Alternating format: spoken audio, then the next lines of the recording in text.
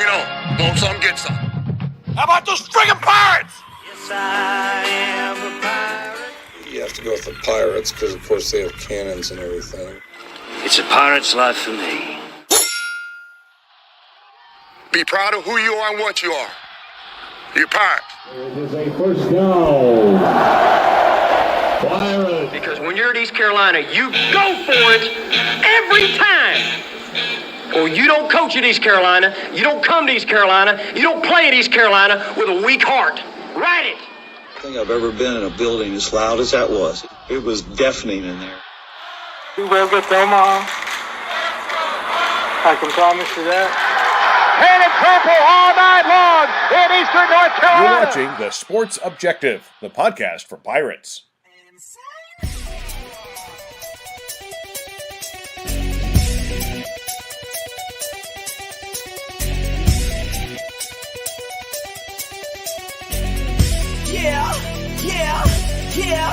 Yeah. My heart is purple and gold. I'm a pirate down to my soul. And I don't back down, not at all. Find out when the cannons explode.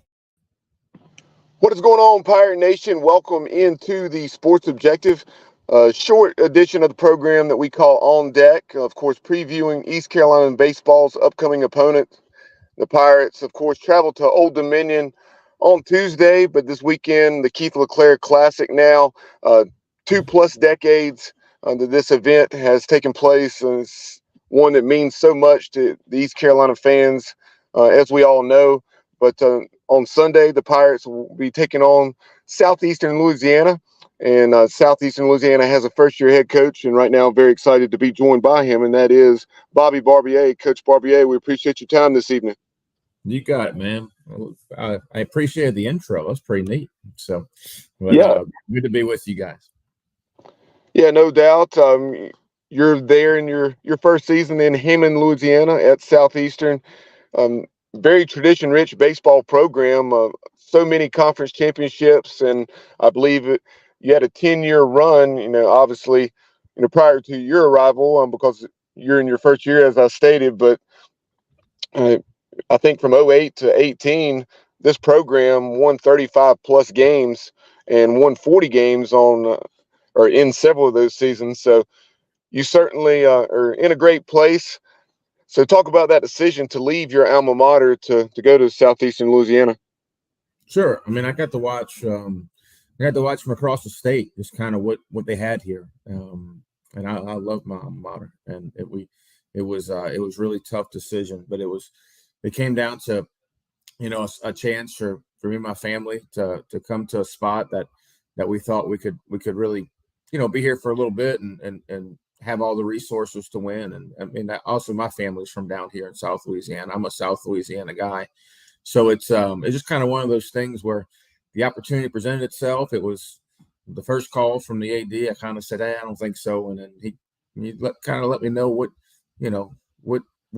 commitment they made to baseball here, which is, I would imagine not everywhere has it like that. You guys do. You guys have great commitment to baseball, so you know what it's like. So it's nice when the administration appreciates baseball and what and the sport and how fast it's growing and what it can do for your school. Yeah, no doubt. And as you stated, obviously, in East Carolina, I'm very fortunate, and with the passion that Pirate fans and the community have for baseball, and we saw that over the weekend with East Carolina and North Carolina, 2 top 15 teams this year, and so much success for each of those programs, and 16,000 plus attended that 3-game traveling series. But your ball club, you've obviously won a couple of series already in Tarleton State, and then also a familiar foe with the UAB Blazers out of the American Athletic Conference, dropped a midweek game to South Alabama. But what have you seen from your ball club thus far?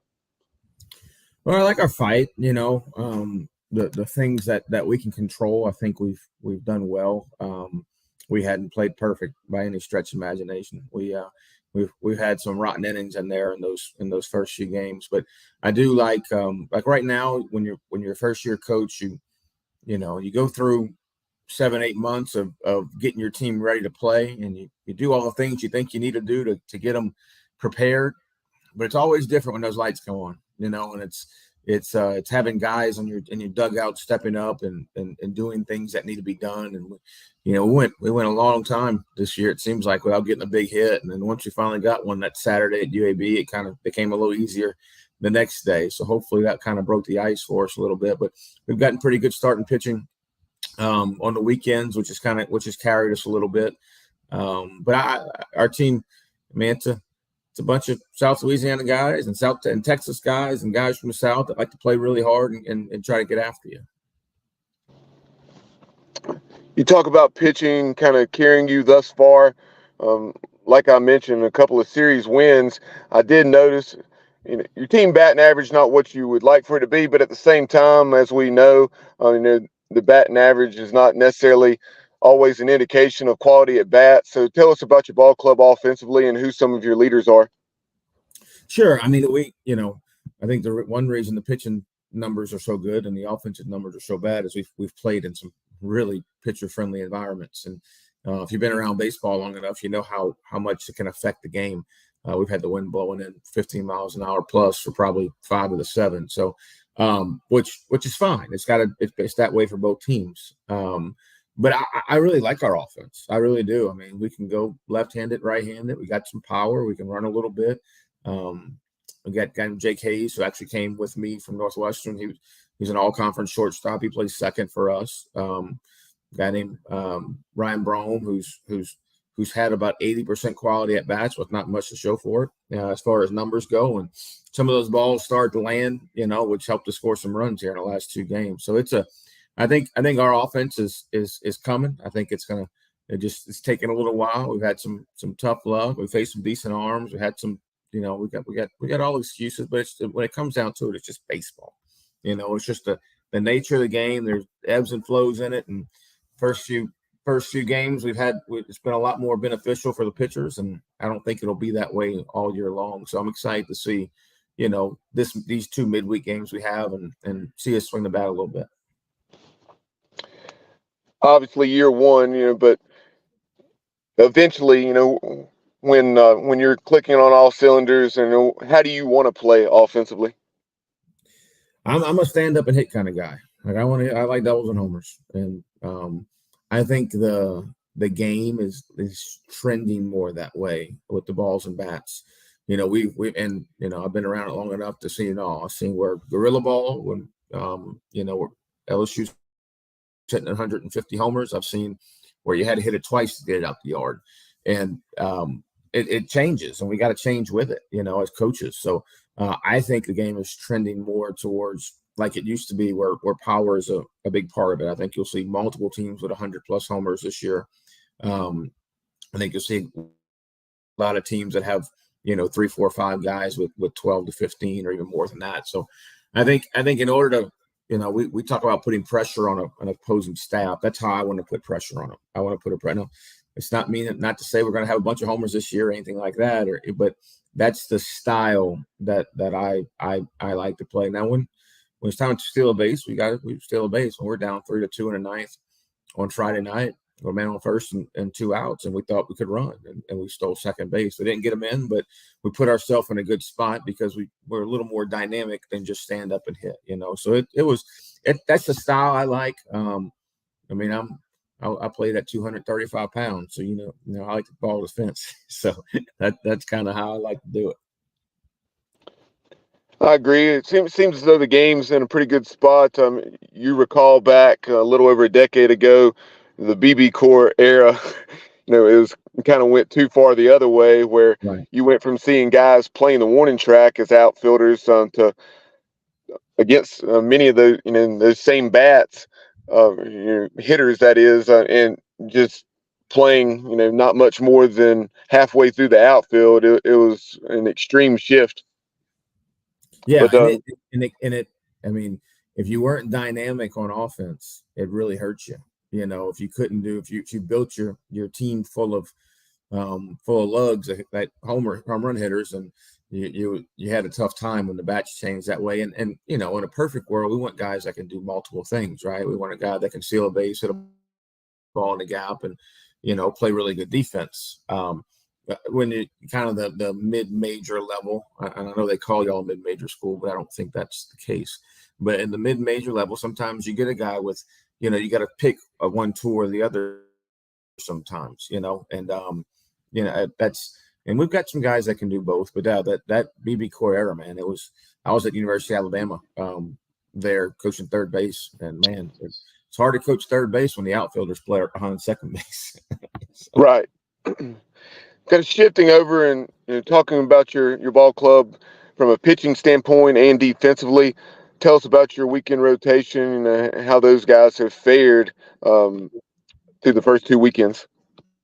Yeah, well, we ran out 3 right-handers the first 2 weekends. We've got 5.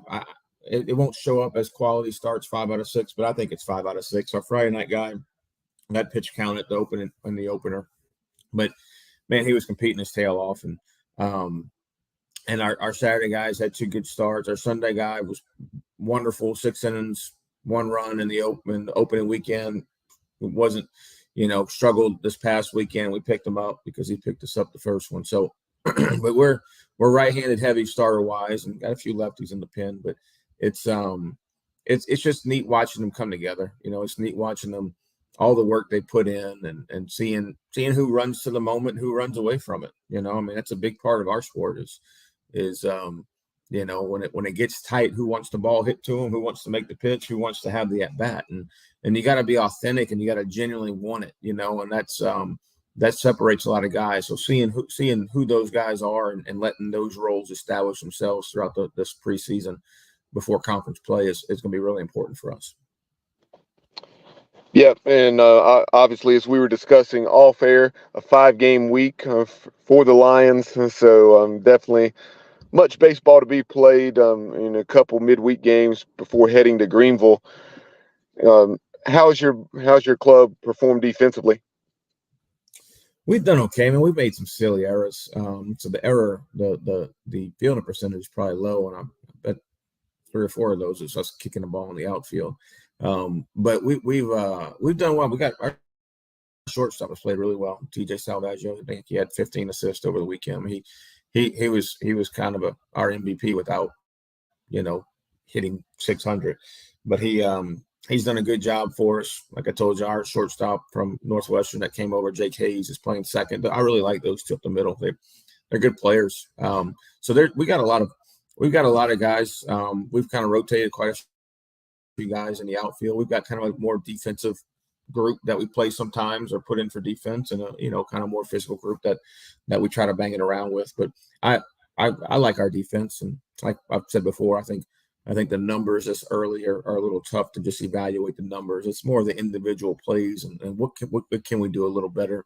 Our Spencer Goodwin does all of our infield shifting and things like that and positioning. He's done a phenomenal job with that. So I think that's a huge part of defense too, and taking away hits. Talking about this event, obviously Cal State Fullerton taking part in it. There's a connection there. Jason Dietrich, the head coach of the Titans, had been East Carolina's pitching coach in 2020 and 2021, and so pretty obvious what happened there. But just talk about how Southeastern was invited to take part in the Keith LeClair Classic, and I believe this is at least the second time the Lions have done so, and it's quite the event for a great cause, and some tremendous teams have been in it over the years, and no different this weekend. In addition to yourselves, on the 11th ranked Pirates, Cal State Fullerton, as I mentioned, who were in a regional a year ago at Stanford, already took a series from Stanford this year, and also the Purdue Boilermakers out of the Big Ten. Yeah, we're excited. I can't claim I haven't gotten anything done here because it was done before I got here. I know Cliff well from his time at LSU and sitting watching games with him, and so when I got the job here, we talked, and we were still invited, thank goodness. But we're fired up. We don't get to travel across the country to play very much. We're pretty regional in our scheduling.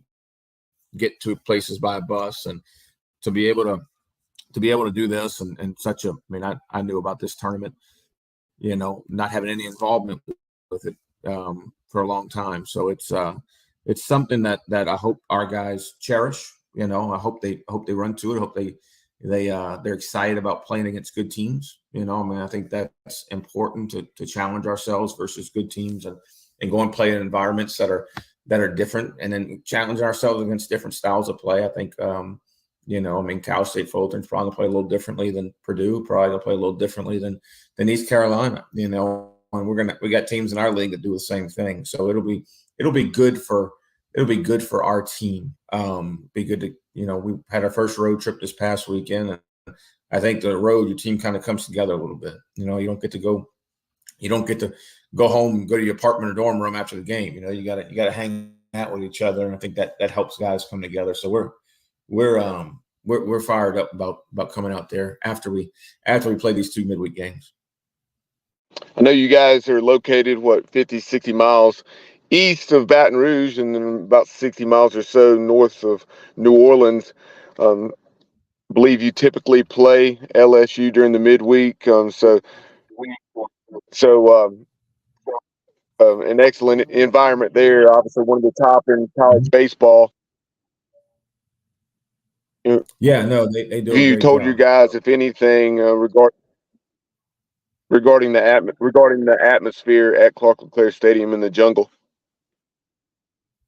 Yeah, I mean, we'll talk about it when it gets there. I mean, I don't think, like I said, we got 4 other games before we get to that one. But it's I think and maybe I'm just an old man that's played in a bunch of baseball. I mean, like I said, I was at Alabama for 5 years, and we played in a bunch of really good environments. And when I played also, I did nothing but just enjoy those things. I guess some guys put pressure on themselves and and let things get to them and all that stuff. But I think our bunch will enjoy it. I really do. I think they'll embrace it. They'll really step up, to the moment when that happens. And I've heard a lot of good things about that environment, so I'm excited to see it in person. Well, Coach, genuinely appreciate 15 to 20 minutes of your time this evening. Safe travels to you and the Lions as you make your way to Greenville. And if the Pirates and Lions meet in the future, we'd love to have you back on the show. You got it. Come say hello in the dugout if y'all are at the field. So appreciate you. Sounds good, Coach. Pirate Nation, that is the first-year head coach of the Southeastern Louisiana Lions, and that is Bobby Barbier. Be sure to follow us on social media, on TikTok and Instagram at The Sports Objective, on X at The Sports OBJ. Like and follow us on Facebook, and subscribe to our YouTube channel. We will talk to you soon, and as always, go Pirates.